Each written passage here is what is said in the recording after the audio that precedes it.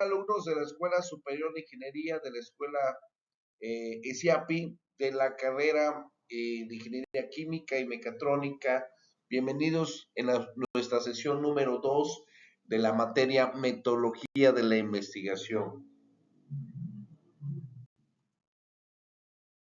Bueno, en la sesión anterior vimos sobre una parte de la historia, sobre el desarrollo de una profesión, sobre los diferentes gremios que nacieron en la Edad Media, repuntando a esa parte de la historia y también la parte del Renacimiento que nació en Italia, sobre los gremios, cómo nacieron esos gremios que son similitud a las asociaciones o colegios que hay en la actualidad en en nuestro México y también en diferentes países. ¿Qué vamos a ver en esta sesión? Pues vamos a ver los hábitos de desarrollo de la profesión. Vamos a ver un poquito de la historia, cómo se forjó la parte de la historia en México, las prácticas predominantes y emergentes en la profesión, pues con un contexto internacional, nacional y local. Bueno, en México, ¿cómo nace? No me quería pasar por alto este punto, porque muchos se van a decir, bueno, al nivel internacional, pues empezó desde pues la Edad Media, pero en México o en América, ¿cómo fue desarrollado la parte de la profesión? Aunque aquí en esta lámina no iniciamos con nuestros grandes ancestros, como los aztecas, los zapotecas, los olmecas, los mayas, ¿sí? Que ellos también tenían una buena organización, tenían un buen equipo y también se dividían por profesiones, ¿sí? De acuerdo a los oficios que desempeñaban. Como los mayas eran expertos en la parte de la astronomía, pues habían sacerdotes que también sacrificaban a las personas, ¿no? En todos los de las civilizaciones, nuestras culturas, pues había sacerdotes, había un rey, ¿sí? Habían pues soldados, habían diferentes oficios que también eran para satisfacer las necesidades de, de la cultura, ¿no? De las personas que estaban dentro de esa cultura. Entonces había sacrificios, había aquellos que únicamente iban a cazar para alimentar a la familia, ¿sí? Se unían por grupos y iban a cazar para poder satisfacer las necesidades de pues, la cultura del rey, ¿sí? Entonces, pero se hace todo lo que vemos anterior con la Edad Media, crece después de la conquista a México, ¿no? Cuando la conquista de México por parte de Hernán Cortés, ¿sí? Es a Montezuma y esto entra con los nuevos oficios que ya habíamos mencionado anteriormente con los gremios. Entonces, se imponen algunos oficios como carpintería, albañilería, en la parte de la agricultura, pero ingresa sobre esa conquista de México, ¿no? ¿Sí? Los españoles impusieron una concepción del mundo y de la vida e implementaron los usos, sus costumbres, así como los conocimientos y los medios de transmisión de estos del viejo mundo. Entonces, impusieron hasta su religión, impusieron su forma de gobernar, ¿sí? Impusieron su manera de vestir, su manera de... todo se impusieron. Entonces, todo lo que nuestros ancestros habían ya desarrollado anteriormente, pues ya no siguieron a pie, ya pusieron diferentes iglesias, empezaron a construir iglesias en donde requerían pues la mano de las personas para poder realizarlas, ¿no? Había un arquitecto que también pues, diseñaba, aunque no estaba esa profesión como arquitecto, pero había esas habilidades, así como en el viejo Egipto, pues había una persona que hacía los dibujos de arquitectónicos, pero todavía no era una profesión, no era una carrera profesional. Entonces, pero sí había ese conocimiento, sí había esa parte de la especialidad por cada una de las personas que, pues algunos pues dicen que son dones que traigan a ser y otro es por un conocimiento empírico que se va desarrollando, ¿no? Entonces, eh, como comenta aquí en este párrafo, al organizarse la sociedad era natural que se reprodujeran las instituciones vigentes en España, pero para tratarse de un trasplante de una sociedad diferente, en cuya base quejaban los pobladores originales de Nuevo Mundo, a menudo sufrieron adaptaciones. Entonces, imaginen todas esas adaptaciones que hubieron por esta conquista a nuestro país. También durante la época colonial en México, habían algunas carreras ya destacadas, ¿no? Como la teología, ya habían universidades, la parte del derecho canónico, derecho civil y la medicina. Debido a que el estudio de las primeras dos, teología y derecho canónico, hoy en día no desembocan en títulos profesionales, ¿no? Aunque había, en este caso, algunas carreras, no las hemos incluido en este estudio, en este temario, aunque por su importancia en el desarrollo histórico del periodo y por el crecido número de personas que se dedicaban a ellas, merecían un estudio, ¿sí? Acucioso, ¿no? Entonces, había ese tipo de carreras que estaban iniciando, pero si vemos nosotros que son carreras, la parte de la teología es el estudio de, de lo parte más de lo que es Dios, ¿no? Entonces, ¿por qué se estudiaba esa parte de la teología? Porque se estaba viendo en la parte de la evangelización en ese tiempo de nuestros ancestros, ¿no? Entonces, bueno, había esa parte de la teología, muchos se enfocaban a la parte de los seminarios religiosos, ¿sí? Eh, pero era más enfocado a la parte de la espiritualidad, ¿sí? Entonces entonces, viene un poquito la parte de México, ¿sí? Cómo se fue desarrollando y que de acuerdo al desarrollo de otros países en Europa, ¿sí? Se desarrollaron también y se adaptaron a los cambios que se han habido, ¿no? Entonces la palabra ingeniero, ¿dónde nace la palabra ingeniero? ¿Sí? La palabra ingeniero tiene su origen latín que significa ingenio. ¿Qué significa ingenio?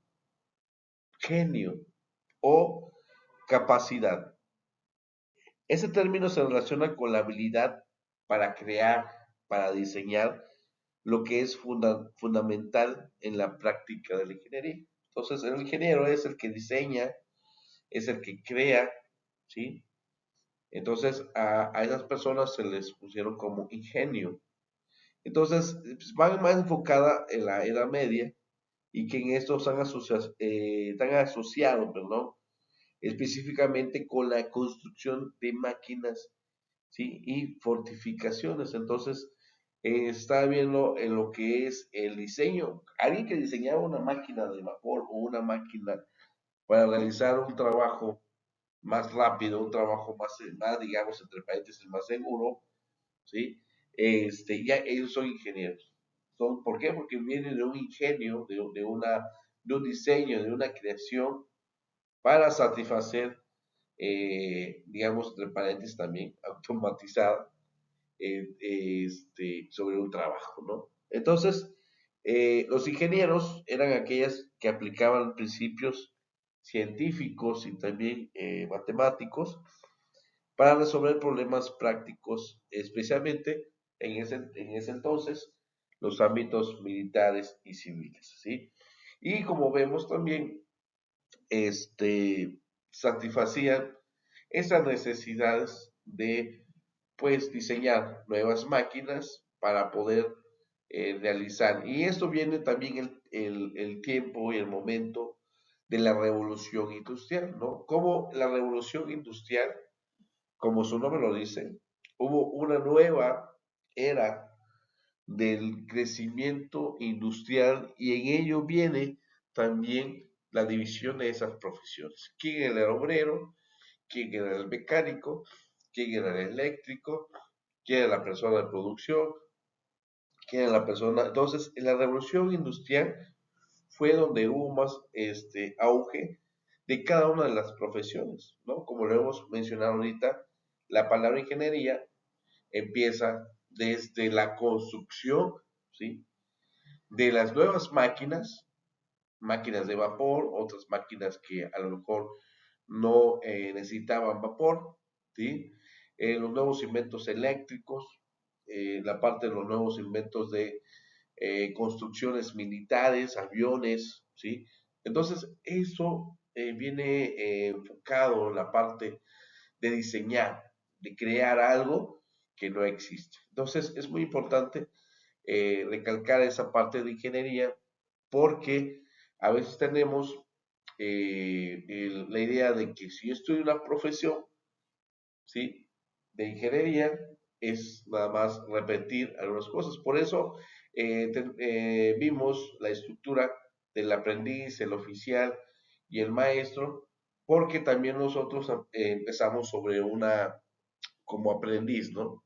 Somos hacemos un periodo, de acuerdo al periodo que es la carrera, un periodo de aprendizaje, ¿no? 4 años, 5 años, depende de la profesión que es. Posteriormente nos vamos a nuestro servicio social, que digamos es la parte oficial, y la parte ya maestro, pues sería la parte ya de poder desarrollarnos y especializarnos de algo que nos podamos dedicar. Entonces, es muy importante recalcar que la evolución de la profesión ha sido de satisfacer las necesidades, ¿sí? Sea cual sean las necesidades, ¿sí? Se buscaban siempre fortalecer pues, los estatutos. Entonces, ¿cuál es el origen de la ingeniería química? Vamos a preguntar, ¿cuál es el origen de la ingeniería química? ¿Y cuál es el origen de la ingeniería mecatrónica? ¿Sí? Son diferentes, ¿no? Entonces, son dos diferentes profesiones, pero ¿cómo nace la ingeniería química?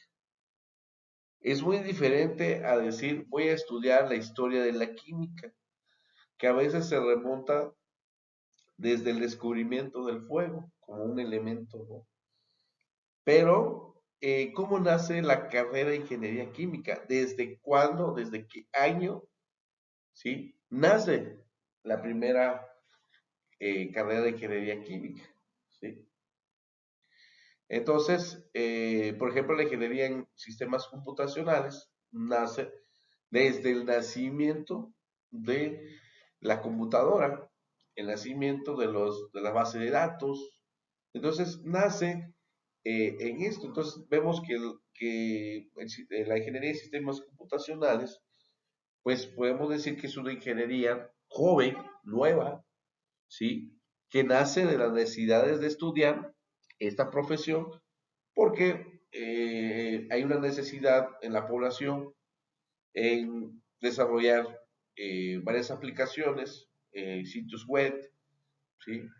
Que en este caso, pues el que lo va a hacer, pues tiene que empezar por un aprendizaje, ¿no? Adquirir esos conocimientos y posteriormente, pues atender esas necesidades. Entonces, eso ya se logra hacer una profesión. Entonces, la primera computadora, ¿cuándo nace la primera computadora? Del año 1900, digamos, hasta esta fecha, ¿sí? La primera memoria RAM, entonces ya viene la parte que la ingeniería de sistemas computacionales es una ingeniería joven, nueva.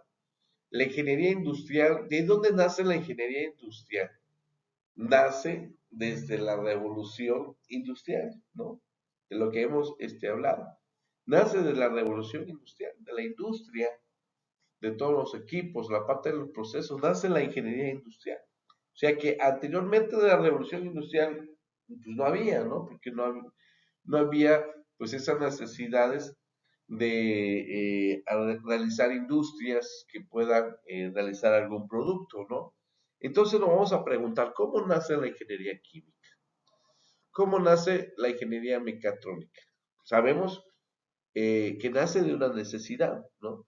Pero ¿qué parte de la historia nace esa parte de esas carreras? Entonces, va a ser la parte de esa tarea de hacer una línea de tiempo como la que vamos a ver con antelación. Una línea de tiempo para conocer cuáles serían las etapas de la evolución de nuestra profesión, desde aquellos años hasta nuestra actualidad.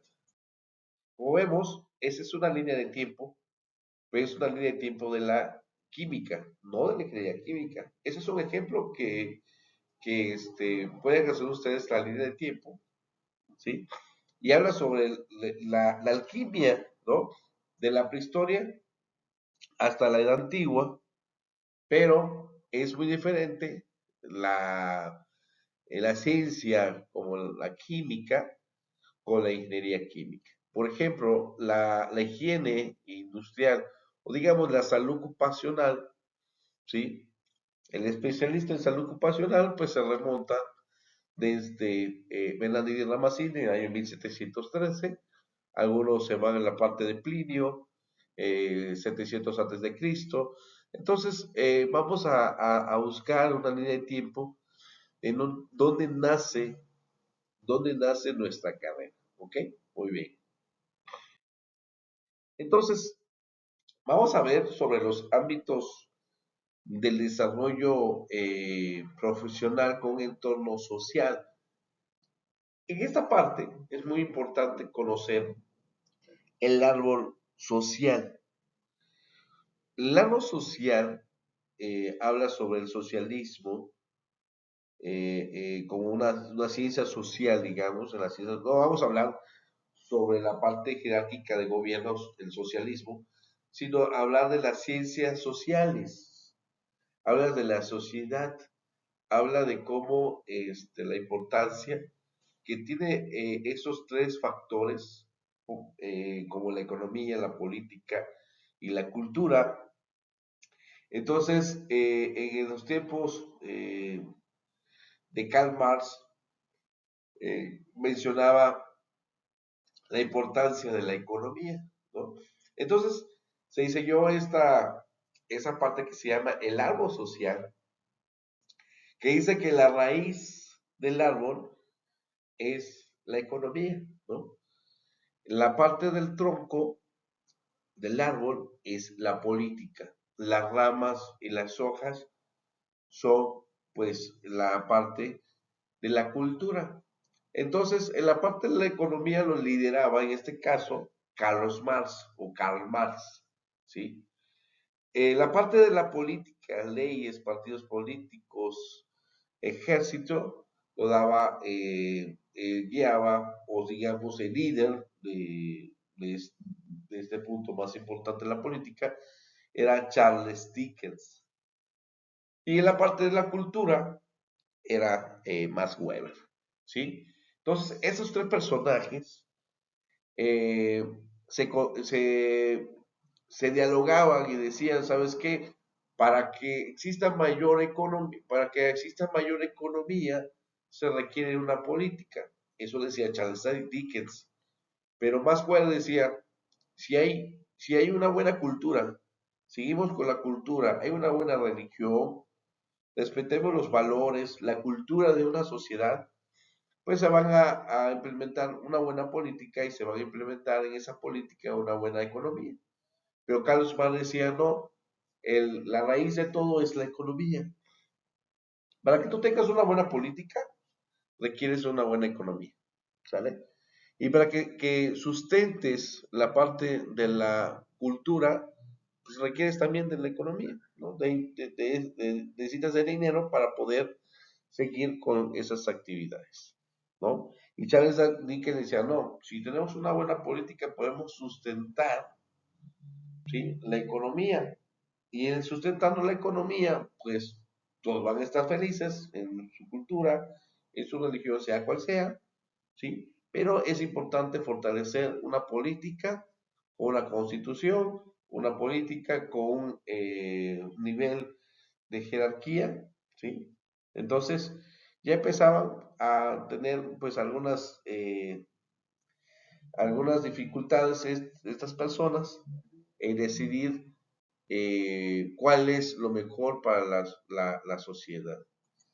Entonces, según Marx, la base económica es una sociedad que determina la superestructura, es decir, sus instituciones políticas, legales, culturales, ideologías, como lo hemos mencionado.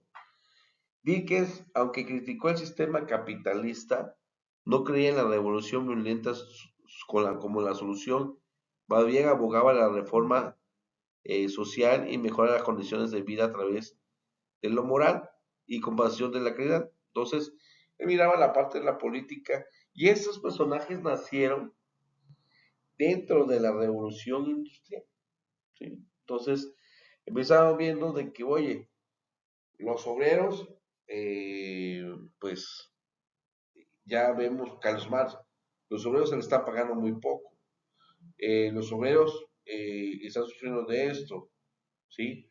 Y entonces hay un tema de que no lo mencionamos aquí, pero podemos quedar como tarea, como el materialismo dialéctico de Karl Marx, ¿no? Entonces, cada uno decía de acuerdo a su posición, ¿no?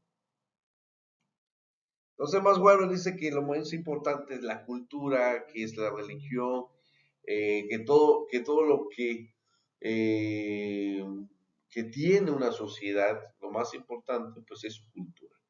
Entonces, en los ámbitos de desarrollo profesional, en un contexto social, en nuestra sociedad, pues nos vemos en claramente de estos tres etapas, pues la economía, ¿no? La parte de la economía que vive en nuestro país, la parte de la economía en la cual nos pagan por nuestra profesión, ¿no? Es muy diferente de un país a otro país, ¿no? Pues aquí en la parte de esto, pues tenemos pues un ingreso salarial, ¿sí? Por nuestra profesión. Bueno, el tema de Charles Dickens, pues esa política, pues es recabar esos impuestos, ¿no? Los impuestos que pues, nosotros pagamos por dar un servicio. Y en la parte de más bueno decir, bueno, en la parte de la profesión es importante no afectar a las culturas ni las ideologías de una sociedad, ¿sí? Entonces, la profesión se debe de adaptarse a las necesidades que tiene una región, ¿sí?, específica, ¿no? Entonces, en la parte social, el contexto social, pues estamos viendo de que tenemos que regirnos por unos estatutos, tenemos que regirnos por reglas, ¿sí? Es por ejemplo, ¿no? Voy mucho así a la,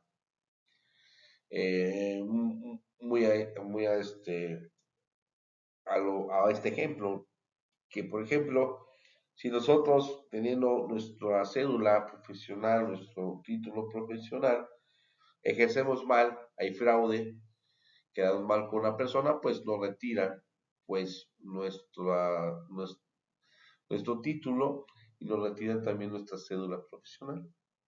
Entonces, esa es la parte de que debemos de conocer en la parte de la política que si no cumplimos con los reglamentos, con los impuestos, pues vas a tener problemas legales que te pueda afectar dentro de tu profesión, ¿no?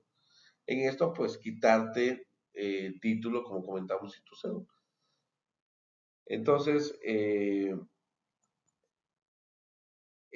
la parte de las prácticas internacionales y nacionales va de acuerdo a todo, la parte de la tecnología, ¿sí? Todos los cambios tecnológicos, los nuevos redes sociales, nuestra forma de impartir un curso, de hacer, por ejemplo, ahora los arquitectos antes usaban a mano alzada, hacían los planos, y ahora pues tienen pues un software que es AutoCAD. Y ahora Revit. Y ahora, nada más que toma la foto a la casa, ya te hacen el diseño del plano. Entonces, va evolucionando y esa evolución afecta, ¿sí? Afecta también a esta profesión. Entonces, señores, terminamos nuestra sesión número 2. Espero que si tienen alguna duda, espero en sus comentarios vía WhatsApp personal o grupal y estamos para servirle y nos vemos en la siguiente sesión de la semana 1.